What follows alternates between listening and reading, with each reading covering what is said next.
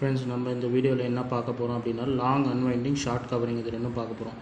Long unwinding அப்படின்னா என்னென்னு பார்த்தீங்கன்னா, ஒரு ஸ்டாக் ப்ரைஸ் இப்போ வந்து மேலே போயிட்டே இருக்குது அப்படின்னா என்ன ஆகும்னா, ஒரு ஸ்டேஜில் வந்து அது வந்து ஸ்டாப் ஆகிட்டு ரிவர்ஸ் ஆகும். இப்போ என்ன ஆகுதுன்னா, இப்போ லாங் போனவங்கெல்லாம் வந்து ப்ராஃபிட்டை புக் பண்ணி அவங்களோட லாங்கை க்ளோஸ் பண்ணுறாங்கன்னு அர்த்தம். லாங்கை க்ளோஸ் பண்ணுறாங்கன்னா அவங்க பொசிஷன்லாம் க்ளோஸ் பண்ணுறது பேர் தான் லாங் அன்வைண்டிங். லாங்கில் இருக்கவங்களாம் அவங்க பொசிஷனை க்ளோஸ் பண்ணிவிட்டு ப்ராஃபிட்டில் வெளியில் வராங்க.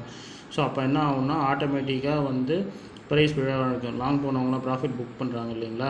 ஸோ அதனால் ப்ரைஸ் விழ ஆரம்பிக்கும். அது பேர் வந்து லாங் அன்வைண்டிங்.